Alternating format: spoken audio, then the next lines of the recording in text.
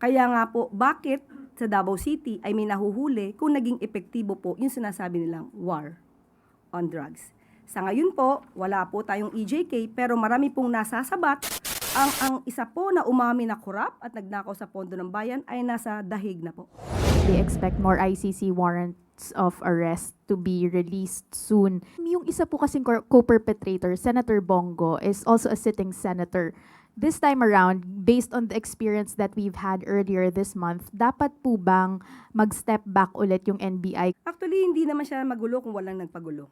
Kay Ivy Reyes, Bilyonaryo. Hi, Yusek. Good afternoon. Yusek, Senator Marcoleta said Senator or SP Alan Cayetano's presidency is the only takeover without Malacanang's blessing. Your comment po? Ang lahat po na nangyayari sa Senado ay kanila po yung pagdedesisyon. So, wala pong kinalaman ang Pangulo sa kanilang mga pag-change ng leadership. But Yusek, in September 2025, when SP Soto took over Senator Cheese Escudero, President Marcos said, "I am confident." This time around, is he still confident in the leadership of the Senate? Hindi ko pa po natanong ang Pangulo.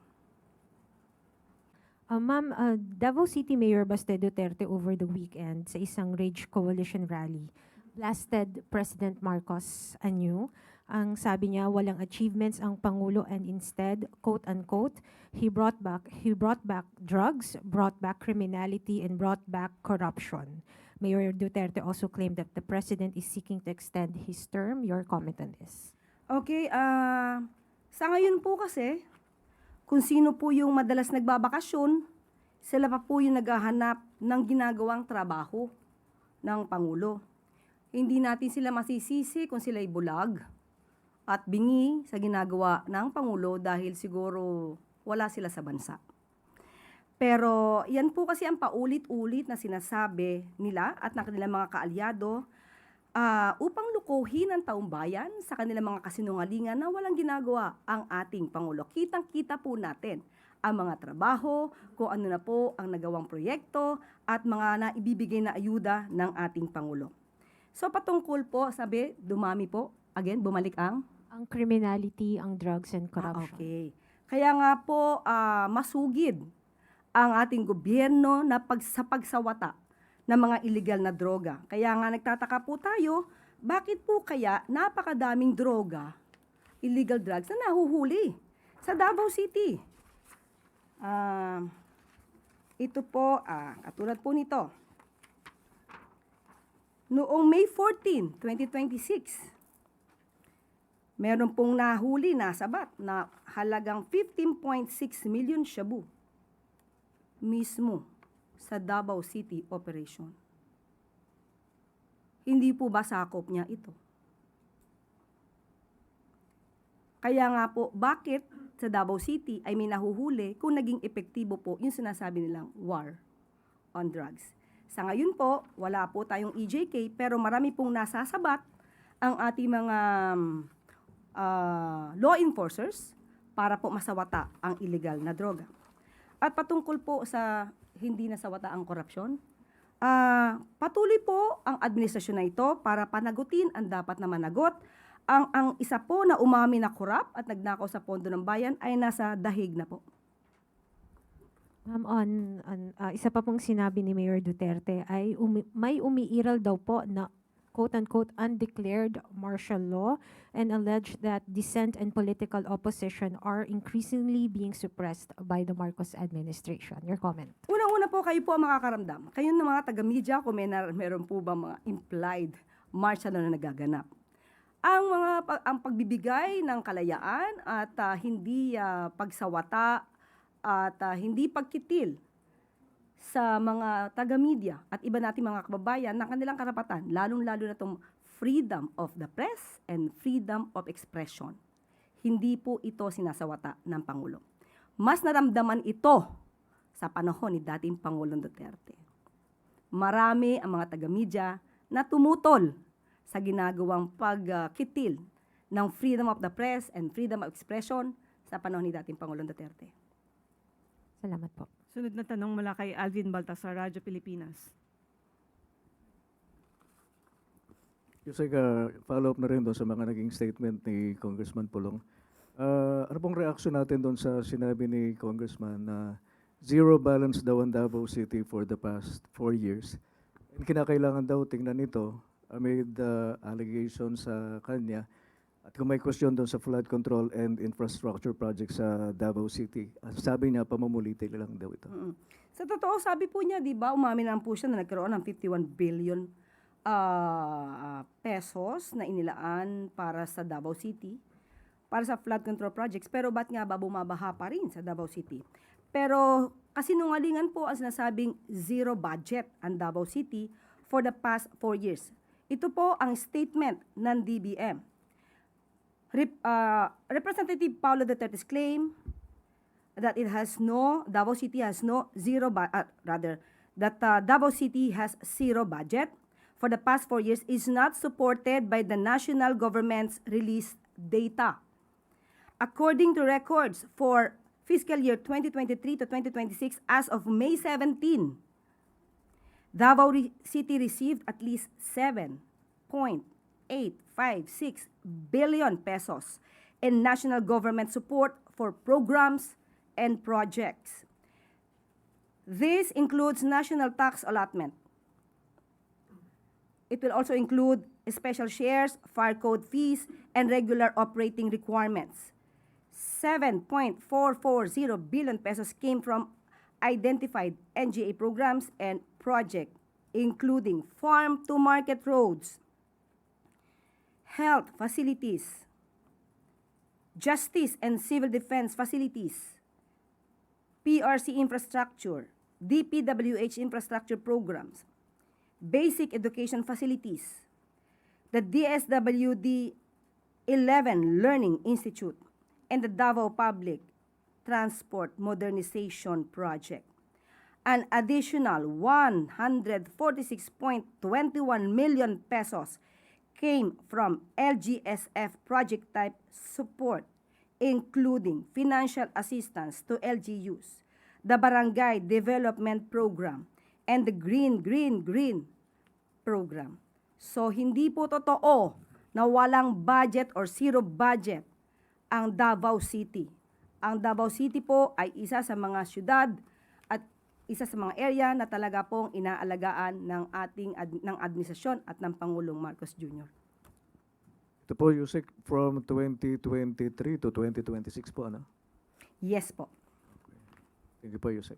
Sunod, follow-up question mula kay Chris Jose Remate. Ma'am, follow-up lang po yung kay Tina Maralit. Yun po sa mga sinabi po ni Mayor Baste, paano nyo po siya i-describe? Lalo na po alam natin na marami pa rin pong supporters ang mga Duterte. And ma'am, yung, kung ano po yung mga sinasabi niya, may balak po ba na kasuhan? Or hayaan na lang ang isang Mayor Duterte na magsalita against kay Presidente po? NBI po, PNP, kung may nilalabag na batas, kung may kasinungalingang ibinibigkas para magulo ang bayan, sila na po ang dapat na mag-imbestiga rito. Ang mga binabanggit ni Mayor Baste, alam po natin na ito'y walang katotohanan. Ito ay pawang pananira lamang at yan ang gusto niyang i-amplify sa kanya mga kaalyado para palabasin na ang Pangulo ay walang ginagawa. Pero yan po ay taliwas sa katotohanan. Salamat po. Sunod na tanong mula kay Annalise Soberano, Bombo Radyo. Yusek, good afternoon po. Yusek, sa July 6, sisimula na po ng Senate Impeachment Court ang trial laban kay BP Sara. Naniniwala po ba ang Malacanang na sapat ang mga ebidensyang naiharap sa ngayon laban kay BP Sara upang mabigyang katwiran ang impeachment sa harap ng Senado? Ang Malacanang, ang palasyo at ang Pangulo ay hindi po magbibigay na anumang prejudgment. Ang mga ebidensya ay dapat na maisiwalat ng buo kapag ka nagkaroon na po ng impeachment trial. At tao na po ang maghuhusga, maliban po of course sa mga senator judges. Sila na po ang maghuhusga kung ano po ang nilalaman ng mga ebidensya at kung dapat bang managot ang isang vice-presidente sa mga akusasyong ibinabato sa kanya. Follow up lang din, Yusek. Kung may lumabas po na bagong ebidensya sa pagdinig ng Senado na mag-uugnay din po sa ibang mga opisyal ng pamahalaan, susuportahan po ba ito ng palasyo ang malawak na investigasyon, anuman ang kanilang partidong, pampolitika o kaalyado man ng gobyerno? Isa sa itinataguyod ng administrasyon na ito ni Pangulong Marcos Jr. ay managot ang dapat na managot. Hindi po tutulugan.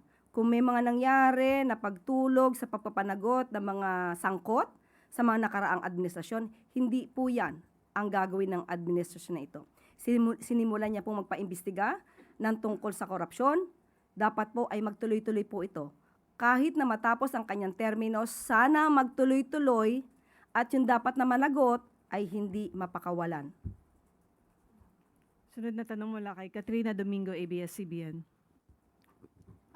Undersecretary, first about po dun sa sinabi ng NBI over the weekend that they expect more ICC warrants of arrest to be released soon. Ano po yung magiging directive o stance ng Malacanang once na ma-release na itong mga karagdagang warrants of arrest, presumably against yung other co-perpetrators ng dating Pangulo?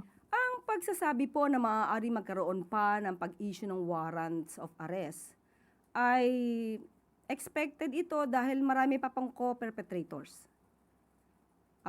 Pero sa ngayon ay wala pong naibibigay na anumang impormasyon kung may paparating. Kung anuman ang stance ng gobyerno sa ngayon, ganun pa rin po ang ipapatupad. Yung isa po kasing co-perpetrator, Senator Bongo, is also a sitting senator. This time around, based on the experience that we've had earlier this month, dapat po bang mag-step back ulit yung NBI kung sakaling ilalagay po ulit ng Senado si Senator Bongo under protective custody, similar nung ginawa nila kay Senator De La Rosa? Sa ngayon, hindi po natin masasagot. We do not want to speculate on that matter. Kapag lumabas na po siguro ang warrant of arrest kay Senator Bongo. Ano na lang po yung ibang mechanisms in place to make sure na hindi na po mauulit yung nangyari last week or earlier this month na medyo naging magulo yung sitwasyon sa Senado? Actually, hindi naman siya magulo kung walang nagpagulo. Well, anyway, kung ano po ang mandato ng DOJ at nang naaayon sa batas, yun lamang po at walang iba-violate na rules ang ating gobyerno. Ma'am, on a slightly different topic, kakapasok lang po kasi nung balita just a few hours ago, si Dr. Tony Leachon filed plunder technical malversation raps against Executive Secretary Ralph Recto. I understand also DOJ Secretary and Vida and also former Budget Secretary Toledo. Ano po yung comment ng palasyo dito sa kaso wherein Dr. Leachon questions the diversion of 167 billion in PhilHealth funds? Lahat naman ng tao ay may karapatan na magsampa ng kaso. Ang tanong na lamang dyan ay ito ba ay mananalo o ito ba ay madidismiss? So, hintayin na lang po natin. Sunod na tanong mula kay Samuel Medinilla, Business Mirror. Good afternoon, ma'am. Magpa-follow up lang ako kung meron na po kayang schedule yung next LEDAC meeting. And confident pa rin po ba kayong Malacanang na mapapasa yung 21 priority bills by June as targeted by President Marcos? Ipagpaumanhin, Sam, hindi pa po tayo nabibigyan ng anong detalye kung anong schedule ng LEDAC meeting. Pero kung ang tinatanong mo ay kung maaayos pa ba o magiging ayon sa priority bills ng Pangulo, sa Pangulo po ay wala po tayong issue. Wala po tayong issue dahil kung anong nais ng Pangulo para sa taong bayan, yan po ang nais niyang mangyari. Pero hindi po natin masasagot kung hanggang saan ang kakayahan ng Senado sa ngayon. Bali, ang Senate po ba yung may issue na tinutukoy po nila? Sila naman po yung merong issue sa ngayon. Sa Pangulo po, kung sino man po ang leader po dyan, basta po ang gagawing trabaho ay para sa bayan at sa taong bayan, hindi po mag-aatubili ang Pangulo na makipag-ugnayan sa kanila. So, hindi po sa Pangulo ang may problema or may issue. On another topic, ma'am, mamaya po makikipag-meet si Pangulo regarding sa El Nino, effects ng El Nino. Ano po kaya yung mga expected na pag-uusapan during po that meeting? Of course, yung mga plano. Dahil alam naman natin anong epekto ng El Nino. But definitely, yung detalye niyan, ibibigay ko po sa inyo sa susunod na briefing. Thank you po, ma'am. Sunod na tanong mula kay Chloe Hufana, Business World. Good afternoon, Yusek. DBCC or econ managers are here in the palace right now. May we know po kung ano agenda nila with the president? Again. Econ managers are present here in the palace right now. Magkakaroon po kasi ng meeting mamaya with the BSP. May we know po ano agenda nila? Of course, pag-uusapan ang mga nangyayari sa ating kabaligiran. Mga issue about inflation, about economy. So, pag-uusapan po yan. Follow up na lang po dun sa peso kanina about Governor Remolona's statement na a 63.50 peso to $1 could be acceptable. Earlier this year, ma'am, sabi natin na 60 pesos is already, ayaw natin umabot ng 60, pero ngayon nasa hovering around 62 na. Does the palace echo, ma'am, yung sentiment ng BSP na 63.50 could still be tolerable? Okay. Ang economic team po kasi at ang BSP po ay natrabaho in sync, no? In maintaining microeconomic stability and safeguarding the purchasing power of the Filipinos. So lahat po ay dapat na gawin. Sa lahat na makakaya ay dapat na gawin para mapigilan, di ba? Ang pagbaba ng value ng peso. Dahil alam naman natin kung anong kinakaharap natin. Hindi lang ito lokal na problema, kundi kumakaharap tayo sa isang global oil prices. Maliban pa po sa mga panggugulo ng ibang mga grupo sa ating gobyerno. So, ilan lamang to sa mga factors. At naniniwala pa rin po ang ating pamahalaan sa ginagawa po ng BSP. Ma'am, on the executive side, ano pong ginagawa ng executive to help cushion Filipinos from the continued weakness of the peso? Kaya nga po magkakaroon ng meeting mamaya at kapag ka po natapos na yung meeting, magbibigay po tayo ng update. Okay, ma'am, other topic, ma'am. How does Malacanang respond to concerns that international political risk firms are now framing Philippine political tensions as a governance and institutional risk issue rather than just a domestic political feud? Well, isang aspeto ng demokrasya ay magkakaibang views, magkakaibang opinion. Pero iba po kasi yung mga tao ang nais lamang talaga ay manira at gumiba ng gobyerno para sa pansariling ambisyon at pansariling interes. So yun po ang dapat nating pinipigilan. Pero sa ngayon po, ang gobyerno, ang economic team ay patuloy sa pagtatrabaho, patuloy din po na nais na mapanagot ang dapat na papanagot at yan po ang isa sa mga dapat makita, especially ng investors, na ang gobyerno ngayon, ang administrasyon nito, ay hindi po nagko-cover up ng mga anomalya o tungkol sa korupsyon. So, political tensions and political noise come and go. But economic fundamentals endure. So, tuloy-tuloy lamang po ang pagtatrabaho. Pasensya na, ma'am. Last question. Is the administration concerned that prolonged uncertainty surrounding VP Sara and the ICC could weaken economic confidence or distract from the government's legislative and economic agenda? Ang palasyo ayaw maniwala na ganyan na magkakaroon ng negatibong epekto dahil kung ang isinasagawa ngayon ay para makita kung may pananagutan ang ilang tao, mas magandang makita natin ang positibo rito. Dahil mas nilalabanan natin ang mga tao na maaaring sangkot sa korupsyon. Follow-up question mula kay Alvin Baltasar, Radyo Pilipinas. Yusek, ihabol ko na lang po. May meeting po mamaya si Pangulo sa Deputy Director General ng CIA. Would you know kung ano yung agenda nila? Sa ngayon po, wala po tayo pang impormasyon, detalye patungkol po dyan. Kapag ka po nabigyan po tayo, ibibigay ko po sa inyo, isi-share ko po agad. Sunod na tanong mula kay Christian Yusores, DZMM.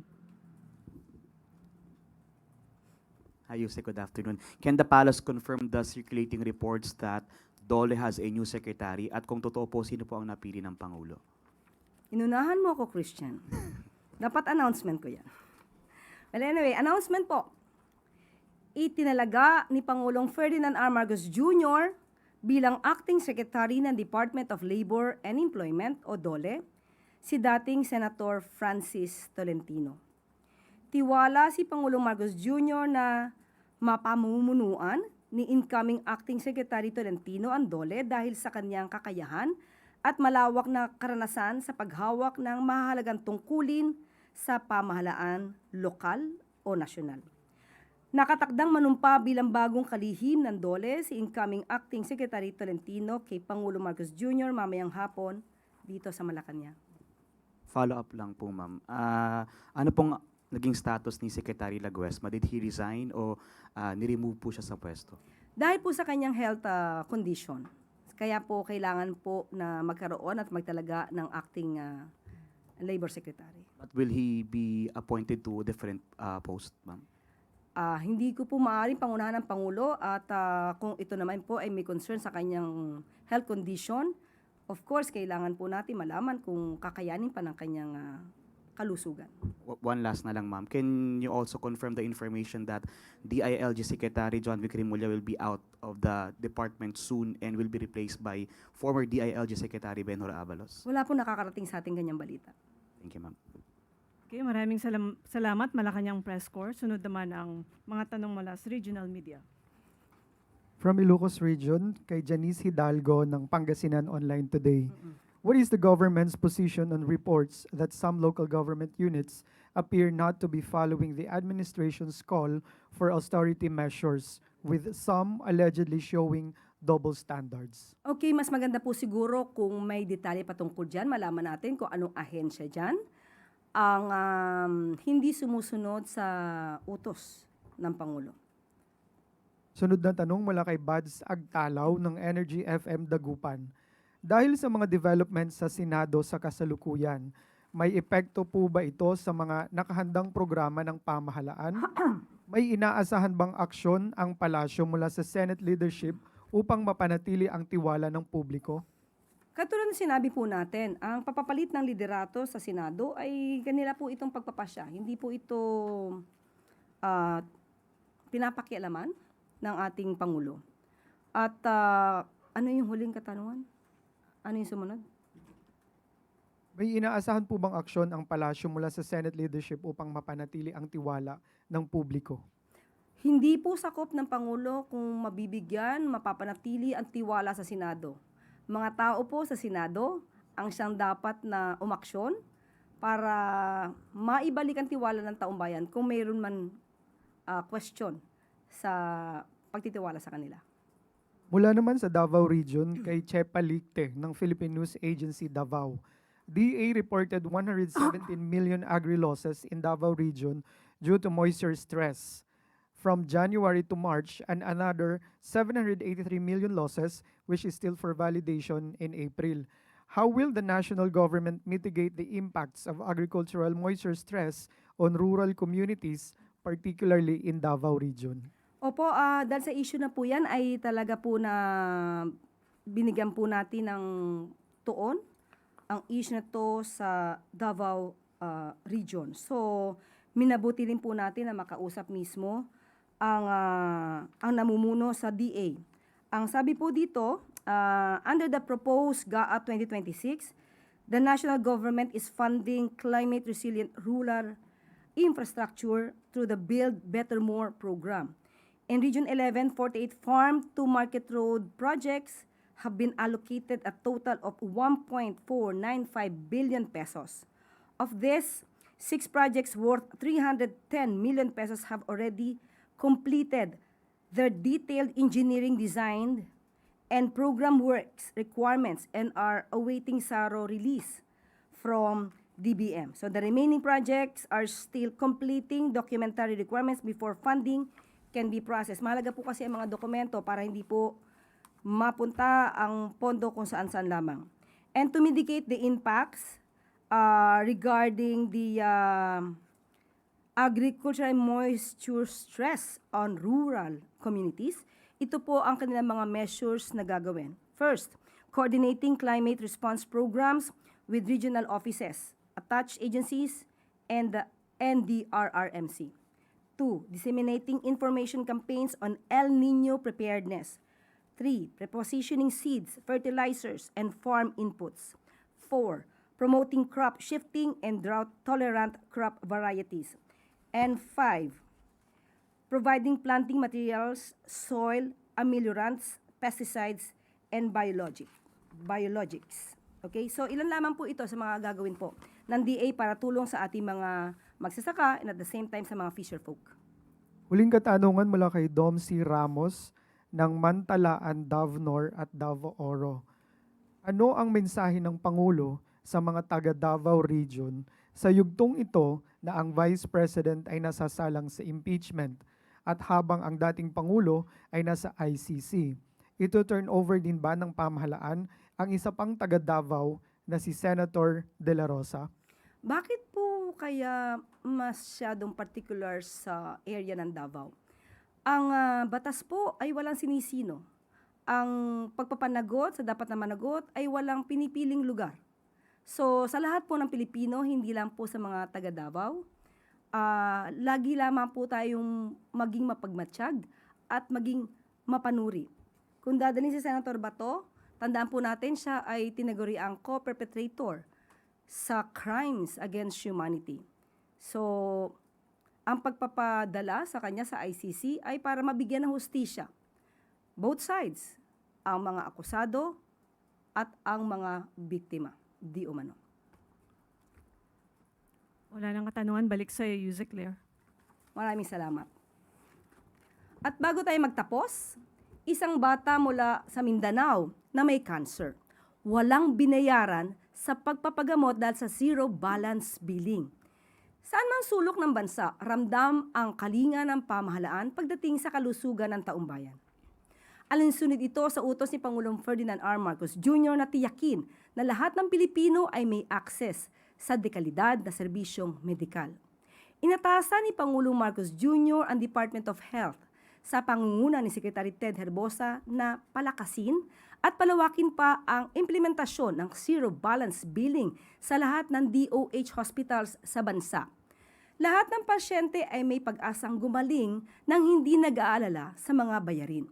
Dahil sa direktibang ito, isang batang may sakit na cancer ang naabot ng tulong sa Zamboanga City Medical Center, hindi nahadlang ang kawalan ng budget sa pagpapagaling. Lahat ay sagot na ng zero balance billing. Dahil sa bagong Pilipinas, bawat buhay ay mahalaga.